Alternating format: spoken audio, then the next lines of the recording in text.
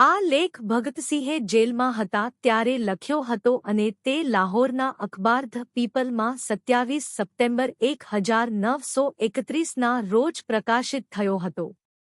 આ લેખમાં ભગતસિંહે ભગવાનની હાજરી પર અનેક તર્કાત્મક પ્રશ્નો ઉઠાવ્યા છે અને આ જગતના સર્જન, મનુષ્યનો જન્મ, માનવીના મનમાં ઈશ્વરની કલ્પના, તેમજ વિશ્વમાં માનવીની વિનમ્રતા, તેનું શોષણ, વિશ્વમાં પ્રવર્તતી અરાજકતા અને વર્ગભેદની પરિસ્થિતિઓનું વિશ્લેષણ કર્યું છે. ભગતસિંહના લખાણોનો તે સૌથી વધુ ચર્ચિત ભાગ રહ્યો છે. સ્વતંત્રતા સેનાની બાબા રણધીરસિંહને 1930થી 31 વચ્ચે લાહોરની સેન્ટ્રલ જેલમાં કેદ કરવામાં આવ્યા હતા. તેઓ એક ધાર્મિક વ્યક્તિ હતા જેમને એ જાણીને દુઃખ થયું કે ભગતસિંહ ભગવાનમાં માનતા નથી.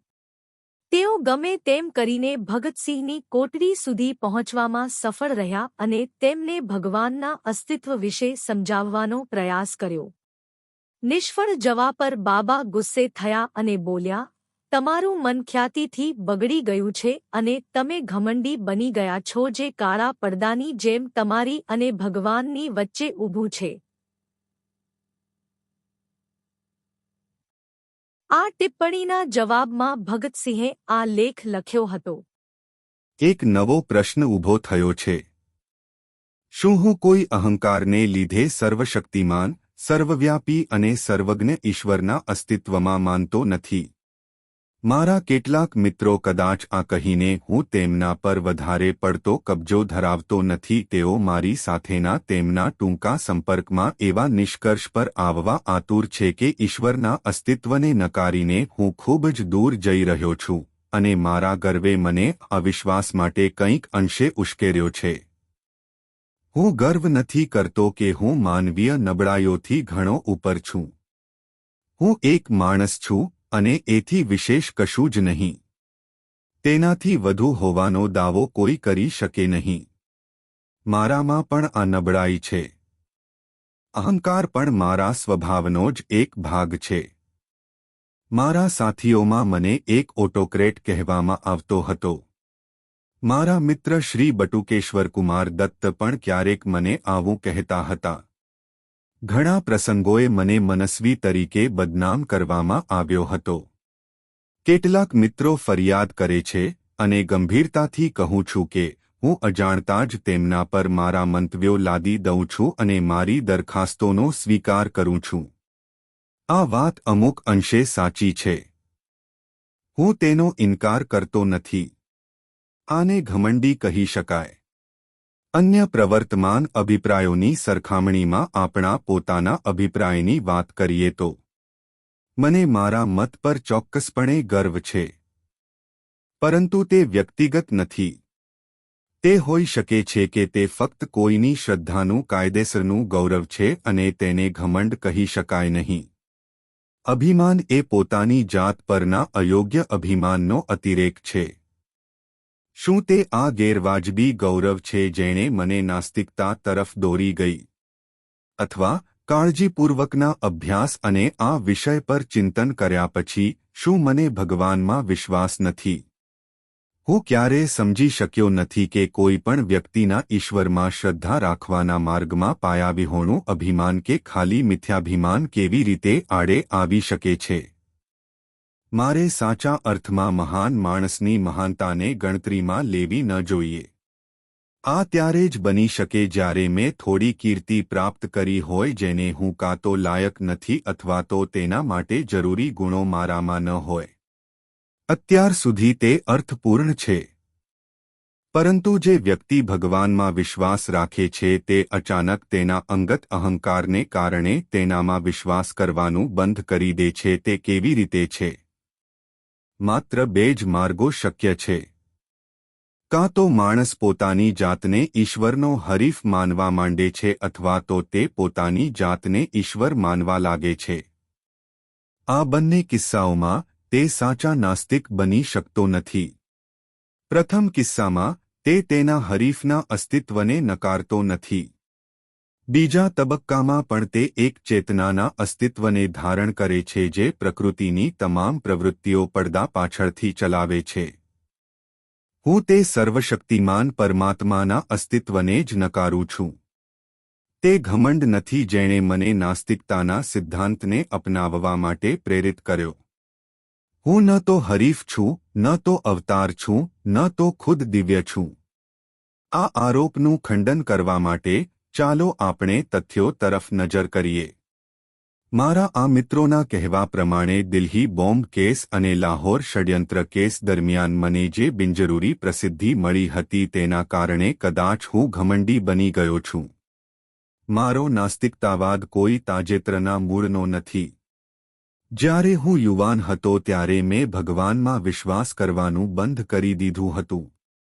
ઓછામાં ઓછું એક કોલેજનો વિદ્યાર્થી ગેરવાજબી અહંકારને પોષી શકતો નથી જે તેને નાસ્તિકતા તરફ દોરી જાય છે.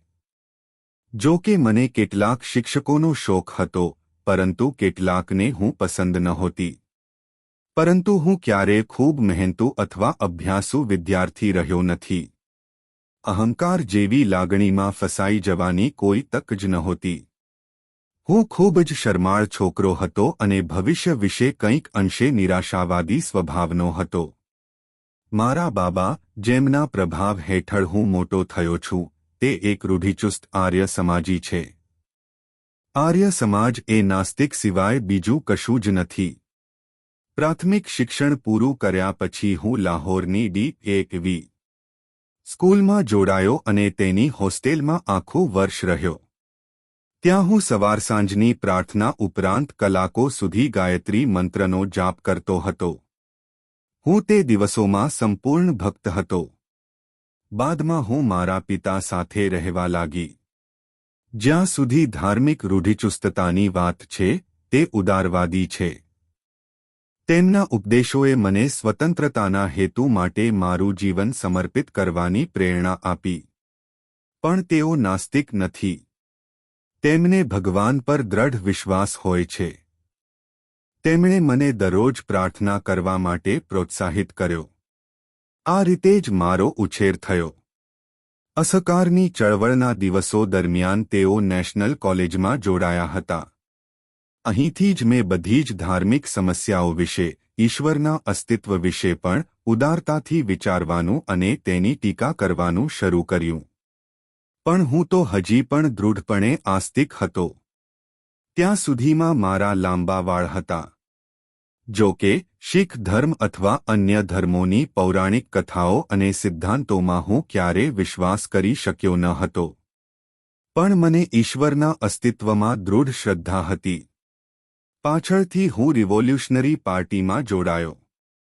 હું ત્યાં જે પ્રથમ આગેવાનના સંપર્કમાં આવ્યો તે ઈશ્વરના અસ્તિત્વને નકારવાની હિંમત કરી શક્યો નહીં, જો કે તેઓ તેમાં માનતા ન હતા. જ્યારે હું જિદ્દી રીતે ઈશ્વર વિશે પૂછતો ત્યારે તેઓ કહેતા, જ્યારે તમે ઈચ્છો ત્યારે પૂજા કરો. આ નાસ્તિકતા છે, જેમાં હિંમતનો અભાવ છે. બીજા નેતા કે જેમની સાથે હું આદરણીય કોમરેડ સચિન્દ્રનાથ સાન્યાલના સંપર્કમાં આવ્યો હતો, જેઓ એક કટ્ટર ભક્ત હતા, તેઓ હવે કાકોરી ષડયંત્ર કેસના સંબંધમાં આજીવન કેદની સજા ભોગવી રહ્યા છે. તેમનું પુસ્તક કેપ્ટિવ લાઇફ તે ઈશ્વરના મહિમાનું એક જોરદાર ગીત છે. રહસ્યવાદી વેદાંતને કારણે તેઓએ તેમના પર ભગવાનની સ્તુતિના ફૂલો વરસાવ્યા છે.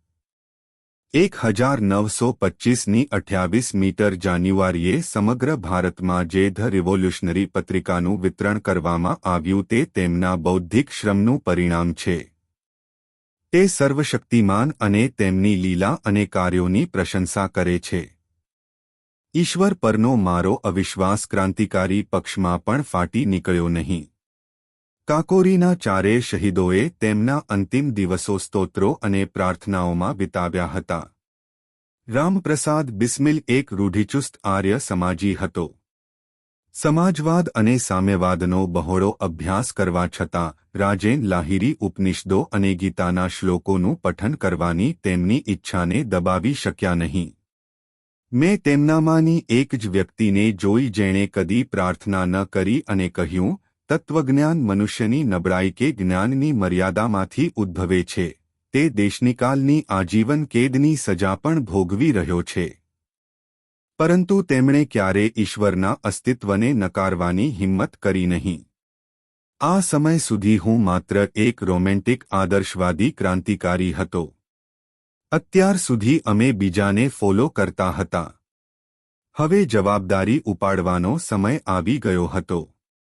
મારા ક્રાંતિકારી જીવનમાં આ એક વળાંક હતો. મારા મનની પરસાળોમાં અભ્યાસનો પોકાર પડઘાતો હતો.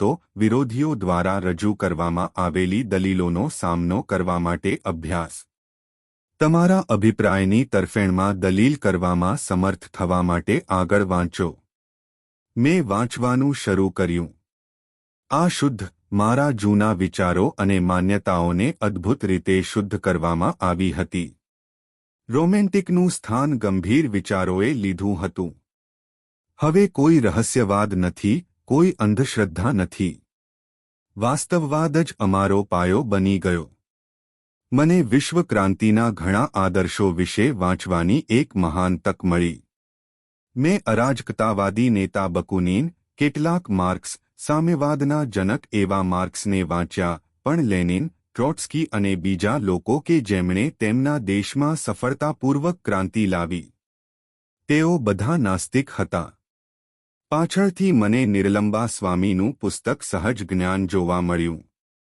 તેમાં રહસ્યવાદી નાસ્તિકતા હતી. 1926ના અંત સુધીમાં મને ખાતરી થઈ ગઈ હતી કે બ્રહ્માંડની રચના, માર્ગદર્શન અને નિયંત્રણ કરનાર એક સર્વશક્તિમાન પરમાત્માની વાત તદ્દન બકવાસ હતી. મેં મારો અવિશ્વાસ બતાવ્યો. મેં મારા મિત્રો સાથે આ વિશે ચર્ચા કરી. હું ઘોષિત નાસ્તિક બની ગયો હતો.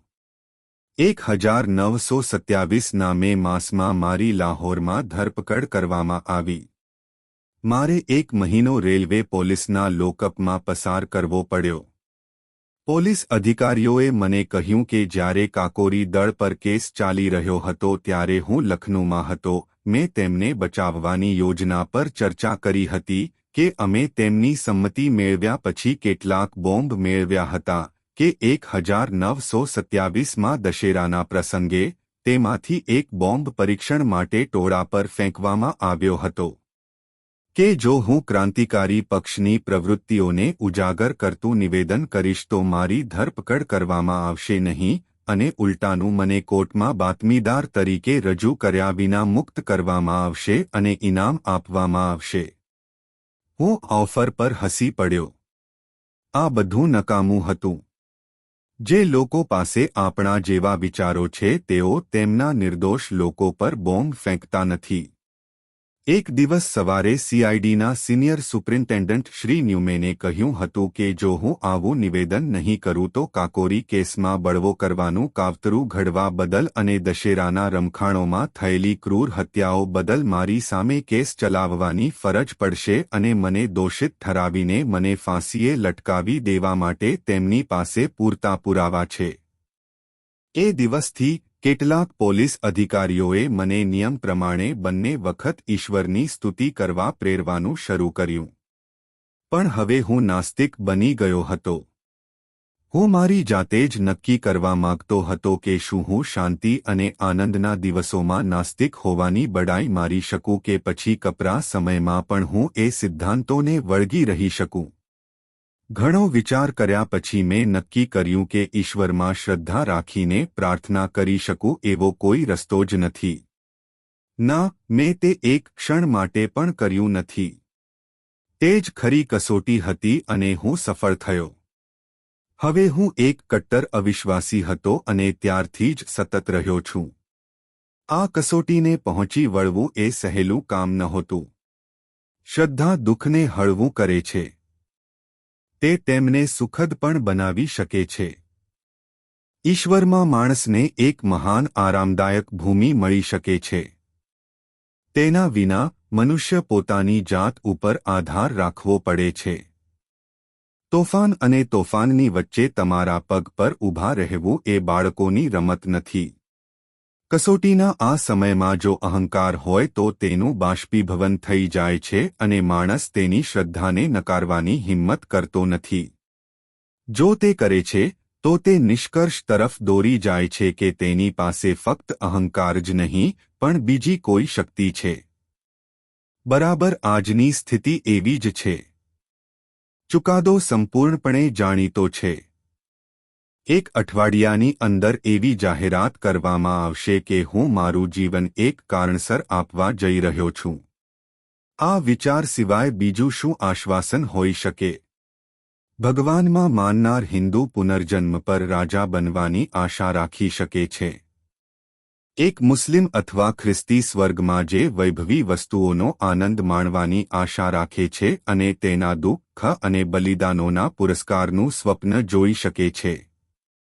પણ હું શું આશા રાખું? હું જાણું છું કે જે ક્ષણે દોરડું મારા ગળામાં વીંટળાઈ જશે અને મારા પગ નીચેથી પાટિયું કાઢવામાં આવશે તે જ ક્ષણે તે પૂર્ણવિરામ બની જશે. તે છેલ્લી ક્ષણ હશે. હું અથવા મારો આત્મા બધા ત્યાં જ સમાપ્ત થઈ જશે. આગળ કશું જ નહીં હોય.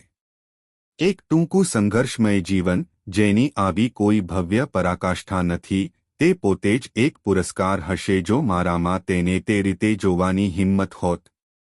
અહીં કે એ પછી બદલો મેળવવાની કોઈ સ્વાર્થી ઈચ્છા વિના મેં મારું જીવન સ્વાતંત્ર્ય માટે સમર્પિત કરી દીધું છે કારણ કે બીજું કશું હું કરી શકું તેમ નહોતો.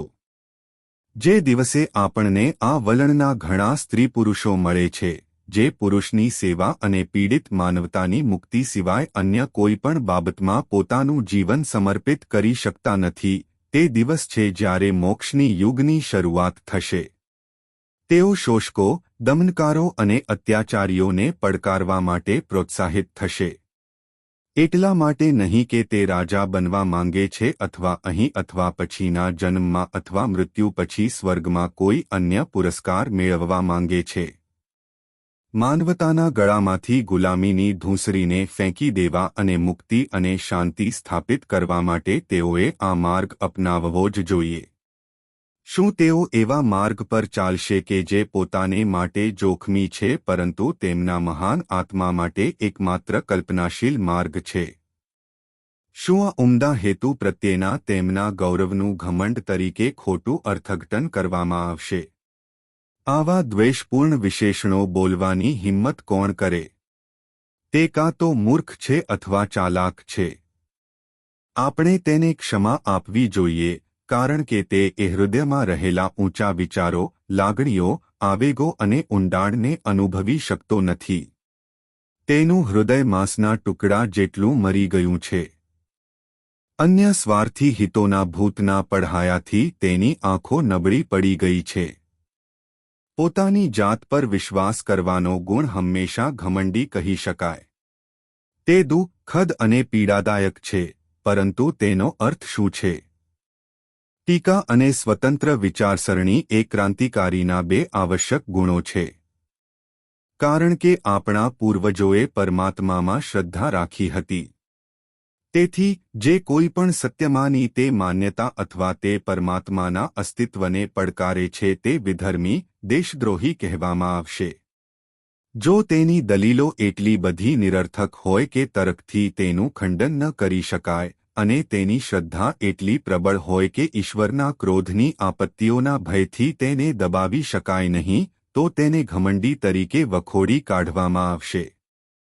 તે મારો અહંકાર નહોતો જેણે મને નાસ્તિકતા તરફ દોરી ગયો. મારી તર્ક કરવાની પદ્ધતિ સંતોષકારક સાબિત થાય છે કે નહીં તે મારા વાચકોએ નક્કી કરવાનું છે, મારે નહીં. હું જાણું છું કે ભગવાનમાંની શ્રદ્ધાએ મારું જીવન સરળ બનાવ્યું હોત અને મારો ભાર હળવો કર્યો હોત. મારા તેમના પરના અવિશ્વાસને કારણે આખું વાતાવરણ ખૂબ જ શુષ્ક થઈ ગયું છે. થોડો રહસ્યવાદ તેને કાવ્યાત્મક બનાવી શકે છે. પણ મારા નસીબમાં કોઈ ઉન્માદની જરૂર નથી. હું યથાર્થવાદી છું. હું તર્કની મદદથી પ્રકૃતિને જીતવા માંગુ છું. હું હંમેશા આ મિશનમાં સફળ થયો નથી. પ્રયત્ન કરવો એ માણસની ફરજ છે. સફળતા તક અને વાતાવરણ પર આધાર રાખે છે. કોઈપણ માનવી કે જેને તર્કની સહેજ પણ સમજ હોય છે તે તેના વાતાવરણને તાર્કિક રીતે સમજવા માંગે છે. જ્યાં કોઈ સીધો પુરાવો નથી ત્યાં ફિલસૂફી મહત્વપૂર્ણ છે. જ્યારે આપણા પૂર્વજોએ બ્રહ્માંડના રહસ્યને, તેના ભૂતકાળ, વર્તમાન અને ભવિષ્યને, તે શા માટે અને ક્યાંથી આવ્યું છે તે સમજવાનો પ્રયત્ન કર્યો, ત્યારે દરેક વ્યક્તિએ આ પ્રશ્નોને તેની પોતાની રીતે, પ્રત્યક્ષ પરિણામોની ભયાનક ગેરહાજરીમાં ઉકેલી નાખ્યા. આ જ કારણ છે કે આપણને વિવિધ ધાર્મિક આસ્થાઓ વચ્ચે આટલો બધો તફાવત જોવા મળે છે, જે ક્યારેક વિસંવાદિતા અને ઝઘડાનું સ્વરૂપ લે છે. પૂર્વ અને પશ્ચિમની ફિલસૂફીમાં માત્ર તફાવત જ નથી, પરંતુ દરેક ગોળાર્ધ તેના વિવિધ અભિપ્રાયોમાં અલગ અલગ હોય છે. પૂર્વના ધર્મોમાં ઇસ્લામ અને હિન્દુ ધર્મ બિલકુલ સુસંગત નથી. ભારતમાં જ બૌદ્ધ ધર્મ અને જૈન ધર્મ બ્રાહ્મણ ધર્મથી ઘણા અલગ છે, જેમાં આર્ય સમાજ અને સનાતન ધર્મ જેવા વિરોધી વિચારો જોવા મળે છે. ચારવાક જૂના સમયના સ્વતંત્ર ચિંતક છે. તેમણે પ્રાચીન સમયમાં ભગવાનને પડકાર ફેંક્યો હતો. દરેક વ્યક્તિ પોતાની જાતને સાચી માને છે. કમનસીબી એ છે કે ભવિષ્યમાં અજ્ઞાનતા સામેની લડાઈનો આધાર જૂના વિચારકોના અનુભવો અને વિચારોને બનાવવાને બદલે આપણે જે પરિપૂર્ણ કર્યું છે તેના ઉચ્ચારણમાં અવિરત અને અસંદિગ્ધપણે રડતા રહીએ છીએ અને આ રીતે માનવતાના વિકાસને જડમૂળથી ઉખેડી નાખવા માટે ગુનેગાર હોઈએ છીએ. માત્ર શ્રદ્ધા અને અંધશ્રદ્ધા જ જોખમી છે. તે મનને મૂર્ખ અને માણસને પ્રતિક્રિયાશીલ બનાવે છે. જે માણસ વાસ્તવવાદી હોવાનો દાવો કરે છે તેણે બધી પ્રાચીન રૂઢિચુસ્ત માન્યતાઓને પડકારવી પડે છે. પ્રવર્તમાન અભિપ્રાયોને તર્ક દ્વારા ચકાસવા પડે છે. જો તેઓ તર્કના આક્રમણનો સામનો કરી શકતા નથી તો તેઓ ટુકડા થઈ જશે. એ પછી તેમને તોડી પાડવા અને નવી ફિલસૂફી પ્રસ્થાપિત કરવા માટે તે સ્થળને સાફ કરવું અને કેટલીક પુરાણી માન્યતાઓનો ઉપયોગ કરીને તેમનું પુનર્ગઠન કરવું. મને ખાતરી છે કે પ્રાચીન માન્યતાઓની નક્કરતા પર સવાલ ઉઠાવવાની મને ખાતરી છે. હું દૃઢપણે માનું છું કે પ્રકૃતિની ચળવળને માર્ગદર્શન અને માર્ગદર્શન આપનારા સભાન સર્વોચ્ચ અસ્તિત્વનું અસ્તિત્વ નથી. અમે પ્રકૃતિમાં માનીએ છીએ અને તમામ પ્રગતિશીલ ચળવળના લક્ષ્યને મનુષ્ય દ્વારા તેની સેવા માટે પ્રકૃતિની જીત તરીકે ગણીએ છીએ. તેને દિશા આપવા પાછળ કોઈ સભાન શક્તિ નથી. એ જ આપણી ફિલસૂફી છે. અમે શ્રદ્ધાળુઓને કેટલાક પ્રશ્નો પૂછવા માંગીએ છીએ. જો તમે માનતા હો કે આ સૃષ્ટિની રચના કરનાર સર્વશક્તિમાન, સર્વવ્યાપી અને સર્વજ્ઞ ઈશ્વર છે, તો કૃપા કરીને મને જણાવો કે તેમણે આ સૃષ્ટિની રચના શા માટે કરી છે. અસંખ્ય દુઃખો અને યાતનાઓથી ભરેલું વિશ્વ, અસંખ્ય દુઃખોના શાશ્વત અનંત જોડાણો સાથેનું. એક પણ વ્યક્તિને સંપૂર્ણ સંતોષ થતો નથી. મહેરબાની કરીને એમ ન કહેશો કે આ તેમનો નિયમ છે. જો તે નિયમથી બંધાયેલો હોય તો તે સર્વશક્તિમાન નથી. તે આપણા જેવા નિયમોનો ગુલામ છે. મહેરબાની કરીને એમ પણ ન કહેશો કે આ તેનું મનોરંજન છે. નીરોએ હમણાં જ રોમ પ્રગટાવ્યું હતું. તેણે ખૂબ જ ઓછી સંખ્યામાં લોકોને મારી નાખ્યા. તેણે પોતાના સંપૂર્ણ મનોરંજન માટે ખૂબ જ ઓછું દુઃખ પેદા કર્યું. અને ઇતિહાસમાં તેનું સ્થાન શું છે? ઇતિહાસકારો તેમને કયા નામથી બોલાવે છે? તેના પર તમામ ઝેરી વિશેષણો વરસાવવામાં આવે છે. આ પૃષ્ઠોને ઠપકાના વાક્યો સાથે કાળા કરવામાં આવે છે. નીરો એક નિર્દય, ક્રૂર, દુષ્ટ માણસ છે. એક ચંગેઝ ખાને તેના આનંદ માટે કેટલાક હજાર લોકોના જીવ લીધા અને આજે આપણે તેના નામને ધિક્કારીએ છીએ. તો પછી તમે તમારા ભગવાનને કેવી રીતે ન્યાયી ઠેરવો છો? શાશ્વત નીરોને, જે દરરોજ, દરેક કલાકે અને દરેક મિનિટે અસંખ્ય વેદનાઓ ભોગવી રહ્યો છે અને હજી પણ આપી રહ્યો છે. તો પછી તમે તેના દુષ્કૃત્યોનો પક્ષ લેવાનું કેવી રીતે વિચારો છો, જે દરેક ક્ષણ ચંગીઝ ખાન કરતાં મોટી છે? શું આ બધું પાછળથી આ નિર્દોષ પીડિતોને પુરસ્કાર આપવા અને ખોટું કરનારાઓને સજા કરવા માટે કરવામાં આવી રહ્યું છે? ઠીક છે, ઠીક છે. જે માણસ આપણા શરીર પર ઘા મારવાની હિંમત કરે છે તેને પછીથી નરમ અને આરામદાયક મલમ લગાડવા માટે જ તમે ક્યાં સુધી ન્યાયી ઠેરવશો? ગ્લેડિયેટર સોસાયટીના સંચાલકોએ એક માણસને ભૂખ્યા વિકરાળ સિંહ સામે ફેંકી દેવાનું કેટલું વાજબી ઠેરવ્યું હતું કે જો તે તેનાથી પોતાનો જીવ બચાવે તો તેની સારી સંભાળ લેવામાં આવશે. તેથી હું પૂછું છું કે શા માટે તે સભાન પરમાત્માએ આ વિશ્વ અને તેમાં માનવીઓનું નિર્માણ કર્યું? આનંદ લૂંટવા માટે? તેની અને નીરો વચ્ચે શું તફાવત છે? તમે મુસ્લિમો અને ખ્રિસ્તીઓ, તમે પૂર્વજન્મોમાં માનતા નથી. તમે એવી દલીલ ન કરી શકો જેમ કે હિન્દુઓ કરે છે કે દેખીતી રીતે નિર્દોષ લોકોની વેદનાઓ તેમના ભૂતકાળના કર્મોનું પરિણામ છે. હું તમને પૂછું છું કે સર્વશક્તિમાને શબ્દ દ્વારા જગતના સર્જન માટે 6 દિવસ સુધી શા માટે પરિશ્રમ કર્યો? અને શા માટે તે દરરોજ કહે છે કે બધું બરાબર છે? આજે જ તેને બોલાવો. તેને ભૂતકાળનો ઇતિહાસ બતાવો. આજે તેને પરિસ્થિતિનો અભ્યાસ કરવા દો. અમે જોઈશું કે શું તે કહેવાની હિંમત કરે છે કે તે બરાબર છે. કારાવાસની કોટડીથી માંડીને ઝૂંપડપટ્ટી સુધી, ભૂખે મરતા લાખો માનવીઓથી માંડીને શોષિત કામદારો કે જેઓ મૂડીવાદી પિશાચના લોહી ચૂસવાના કૃત્યને ધીરજપૂર્વક નિહાળી રહ્યા છે અને માનવશક્તિનો બગાડ જે કોઈ પણ વ્યક્તિને સહેજ પણ સહજ વૃત્તિ હોય તેને ભયથી કંપાવી મૂકે છે. જરૂરિયાતમંદોને સમુદ્રમાં ફેંકી દેવા કરતાં વધારે પેદાશો વહેંચવાથી માંડીને રાજાઓના મહેલો કે જેમનો પાયો માનવના હાડકા પર બિહાવેલો છે, તેને આ બધું જોવા દો અને પછી કહો, બધું બરાબર છે. શા માટે અને ક્યાંથી? એ મારો પ્રશ્ન છે. તમે મૌન છો. ઠીક છે, પછી હું આગળ વધીશ.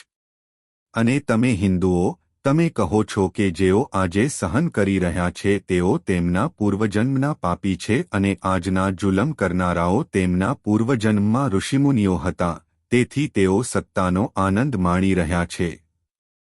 મારે કબૂલ કરવું પડશે કે તમારા પૂર્વજો ખૂબ હોશિયાર લોકો હતા. તેમણે એવા સિદ્ધાંતોની શોધ કરી કે જેમાં તર્ક અને અવિશ્વાસના તમામ પ્રયાસોને નિષ્ફળ બનાવવાની પૂરતી શક્તિ હોય. ન્યાયશાસ્ત્ર અનુસાર અપરાધી પર અસરના આધાર પર માત્ર 3 કારણોથી સજાને યોગ્ય ઠેરવી શકાય છે. તેઓ બદલો, ભય અને સુધારણા છે. આજે બધા પ્રગતિશીલ ચિંતકો દ્વારા બદલો લેવાના સિદ્ધાંતને વખોડી કાઢવામાં આવે છે. તે પણ ધાકધમકીના સિદ્ધાંતનો અંત છે. સુધારણાનો સિદ્ધાંત માનવતાની પ્રગતિ માટે માત્ર જરૂરી અને અનિવાર્ય છે. તેનો હેતુ ગુનેગારને એક લાયક અને શાંતિપ્રિય નાગરિક તરીકે સમાજમાં પાછો લાવવાનો છે. પણ માણસોને આપણે ગુનેગાર ગણીએ તો પણ ઈશ્વરે તેમને જે સજા કરી છે તેનું સ્વરૂપ કેવું છે? તમે કહો છો કે તે તેમને ગાય, બિલાડીઓ, વૃક્ષો, જડીબુટ્ટીઓ અથવા પ્રાણીઓ બનાવીને બનાવે છે. તમે આવી 8.4 મિલિયન સજાઓ ગણો છો. હું પૂછું છું કે સુધારક તરીકે માનવી પર તેની શી અસર પડે છે? તમે એવા કેટલા લોકોને મળ્યા છો કે જેઓ કહે છે કે તેઓ પૂર્વજન્મમાં કોઈ પાપને કારણે ગધેડા તરીકે જન્મ્યા હતા? એક પણ નહીં.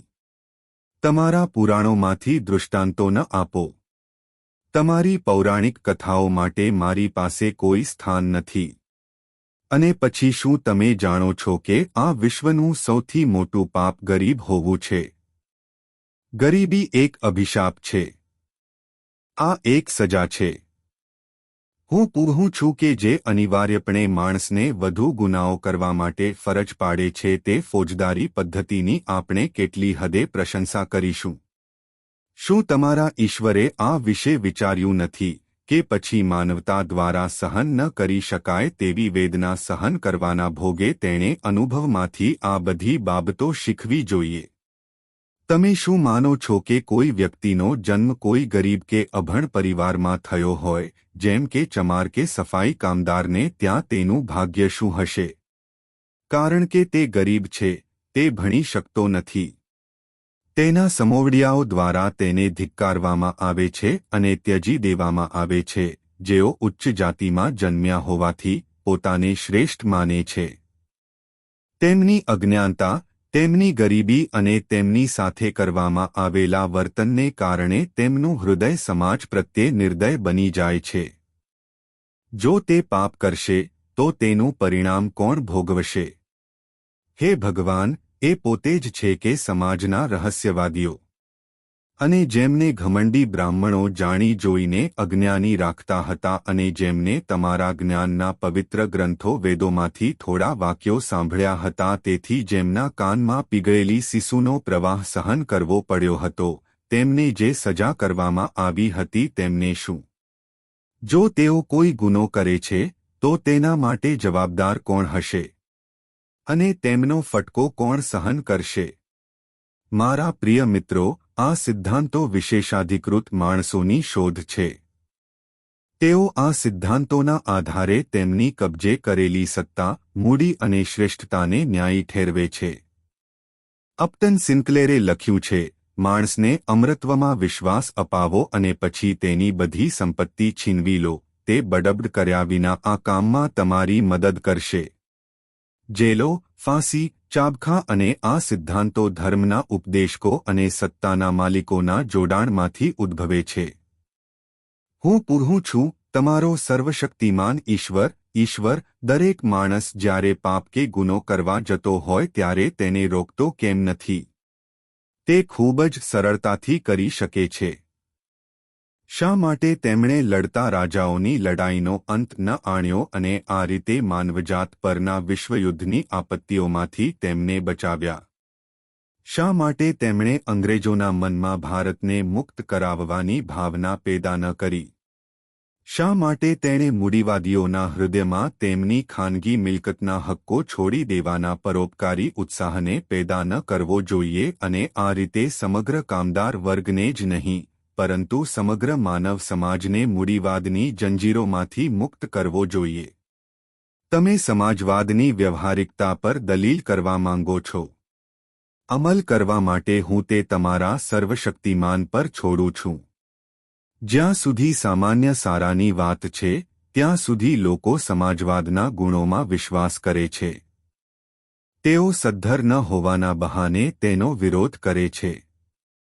ભગવાનને આવવા દો અને તે આ કામ સાચી રીતે કરશે. અંગ્રેજ શાસન અહીં એટલા માટે નથી કે ઈશ્વરની ઈચ્છા છે, પરંતુ એટલા માટે કે તેમની પાસે શક્તિ છે અને આપણે તેમનો વિરોધ કરવાની હિંમત કરતા નથી. તેઓએ આપણને ઈશ્વરની મદદથી નહીં પણ બંદૂકો, બોમ્બ અને ગોળીઓ, પોલીસ અને લશ્કરથી પોતાના આધિપત્ય નીચે રાખ્યા છે. તે અમારી ઉદાસીનતા છે કે તેઓ સફળતાપૂર્વક સમાજ વિરુદ્ધ સૌથી નિંદનીય ગુનો કરી રહ્યા છે, એક રાષ્ટ્ર દ્વારા બીજા રાષ્ટ્રનું અત્યાચારી શોષણ. ભગવાન ક્યાં છે? શું તે માનવજાતના આ દુઃખનો આનંદ માણી રહ્યો છે? એ નીરો, એક ચંગીઝ, તેને નાશ થવા દો. શું તમે મને પૂછો છો કે હું આ બ્રહ્માંડની ઉત્પત્તિ અને માણસના મૂળને કેવી રીતે સમજાવું છું? ઠીક છે, હું તમને કહું છું. ચાર્લ્સ ડાર્વિને આ વિષય પર થોડો પ્રકાશ પાડવાનો પ્રયાસ કર્યો છે. તે વાંચો. તે કુદરતની એક ઘટના છે. જુદા જુદા પદાર્થોના આકસ્મિક મિશ્રણથી નેબ્યુલા આકારમાં પૃથ્વીનું નિર્માણ થયું હતું. ક્યારે? ઇતિહાસ જુઓ. આ તે પ્રકારની ઘટના છે જેણે પ્રાણીઓને જન્મ આપ્યો અને લાંબા સમય સુધી માણસોને. ડાર્વિનનું ધ ઓરિજિન ઓફ ઓર્ગેનિઝમ્સ વાંચ્યું. અને એ પછી તમામ વિકાસ કુદરત પ્રત્યેના મનુષ્યના સતત વિરોધ તથા કુદરતને જીતવાના તેના પ્રયાસ દ્વારા થયો. આ કદાચ આ ઘટનાની સૌથી સૂક્ષ્મ સમજૂતી છે. તમારી બીજી દલીલ એ હોઈ શકે છે કે બાળક શા માટે અંધ અથવા પાંગળું જન્મે છે. શું પૂર્વજન્મમાં તેના કર્મોનું આ ફળ નથી? જીવવિજ્ઞાનીઓએ આ સમસ્યાનો વૈજ્ઞાનિક ઉકેલ શોધી કાઢ્યો છે. અલબત્ત, તમે બીજો બાલિશ પ્રશ્ન પૂછી શકો છો. જો ઈશ્વરનું અસ્તિત્વ જ ન હોય તો લોકો શા માટે ઈશ્વરમાં શ્રદ્ધા રાખે છે? મારો જવાબ સૂક્ષ્મ અને સ્પષ્ટ છે. જેવી રીતે તેઓ આત્માઓ અને દુષ્ટ આત્માઓમાં વિશ્વાસ કરવા લાગ્યા. ફરક માત્ર એટલો જ છે કે ઈશ્વરમાં શ્રદ્ધા સાર્વત્રિક છે અને તત્વજ્ઞાન ખૂબ વિકસિત છે. તેનું મૂળ શોષણ કરનારાઓની પ્રતિભાને આભારી છે, જેઓ ઈશ્વરના અસ્તિત્વનો ઉપદેશ આપીને લોકોને તેમના આધિપત્ય હેઠળ રાખવા માંગતા હતા અને તેમની પાસેથી તેમના વિશિષ્ટ હોદ્દાની સત્તા અને સ્વીકૃતિ ઇચ્છતા હતા.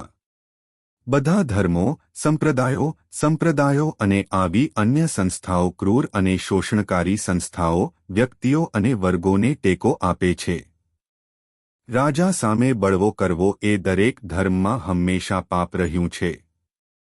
માણસની મર્યાદાઓ પારખીને, તેની નબળાઈઓ અને ખામીઓને સમજીને ઈશ્વરનું કાલ્પનિક અસ્તિત્વ અજમાયશની ઘડીમાં બહાદુરીથી સામનો કરવા, પુરુષત્વ સાથેના તમામ જોખમોનો સામનો કરવા અને સમૃદ્ધિમાં તેના વિસ્ફોટને બાંધવા માટે પ્રોત્સાહિત કરવા માટે બનાવવામાં આવ્યું હતું. તેમના અંગત કાયદાઓ અને માતાપિતાની ઉદારતાથી ભરેલા ભગવાનને અતિશયોક્તિ કરવામાં આવી હતી અને તેનું ચિત્રણ કરવામાં આવ્યું હતું. જ્યારે તેની ઉગ્રતા અને વ્યક્તિગત નિયમોની ચર્ચા કરવામાં આવે છે, ત્યારે તેનો ઉપયોગ ભયભીત વ્યક્તિ તરીકે કરવામાં આવે છે, જેથી કોઈ માણસ સમાજ માટે જોખમરૂપ ન બને. જ્યારે તેના માતાપિતાના ગુણો સમજાવવામાં આવે છે, ત્યારે તેનો ઉપયોગ પિતા, માતા, ભાઈ, બહેન, મિત્ર અને સહાયક તરીકે થાય છે. જ્યારે માણસ પોતાના બધા મિત્રો સાથે વિશ્વાસઘાત અને ત્યાગથી ખૂબ જ તકલીફમાં હોય છે, ત્યારે તેને એ વિચારથી દિલાસો મળી શકે છે કે તેને મદદ કરવા માટે એક સાચો મિત્ર છે, તેને ટેકો આપશે અને તે સર્વશક્તિમાન છે અને કંઈ પણ કરી શકે છે. હકીકતમાં, આદિકાળમાં તે સમાજને ઉપયોગી હતું. ઈશ્વરનો વિચાર પીડાથી પીડાતા માણસને ઉપયોગી છે. સમાજે આ માન્યતા સામે લડવું પડશે. જ્યારે કોઈ માણસ પોતાના પગ પર ઊભા રહીને વાસ્તવવાદી બનવાનો પ્રયત્ન કરે છે, ત્યારે તેણે શ્રદ્ધાને બાજુએ મૂકી દેવી જોઈએ અને સંજોગો તેને નીચે ફેંકી દે તેવી બધી વેદનાઓ અને મુશ્કેલીઓનો સામનો પુરુષાર્થથી કરવો જોઈએ. આજે મારી એ જ સ્થિતિ છે. તે મારો અહંકાર નથી, મારા મિત્ર. તે મારી વિચારસરણી છે જેણે મને નાસ્તિક બનાવ્યો છે. હું ઈશ્વરમાં શ્રદ્ધા અને દૈનિક પ્રાર્થનાને માનવી માટે સૌથી વધુ સ્વાર્થી અને અધઃપતન પામેલી વસ્તુ માનું છું. મેં નાસ્તિકો વિશે વાંચ્યું છે જેમણે બહાદુરીથી બધી મુશ્કેલીઓનો સામનો કર્યો હતો. તેથી હું ફાંસીની અંતિમ ક્ષણ સુધી માથું ઊંચું રાખીને માણસની જેમ ઊભો રહેવા માંગુ છું. આપણે એ જોવું પડશે કે હું તે કેવી રીતે કરી શકું છું. મારા એક મિત્રએ મને પ્રાર્થના કરવાનું કહ્યું. જ્યારે મેં તેમને કહ્યું કે તેઓ નાસ્તિક છે, ત્યારે તેમણે કહ્યું, તમારા છેલ્લા દિવસોમાં તમે વિશ્વાસ કરવાનું શરૂ કરશો. મેં કહ્યું, ના, મારા વહાલા મિત્ર, એવું નહીં બને. હું તેને મારા માટે અપમાનજનક અને ભ્રષ્ટ માનું છું. હું સ્વાર્થી કારણોસર પ્રાર્થના નહીં કરું. વાચકો અને મિત્રો, શું અહંકાર છે? જો એમ હોય તો હું તેનો સ્વીકાર કરું છું.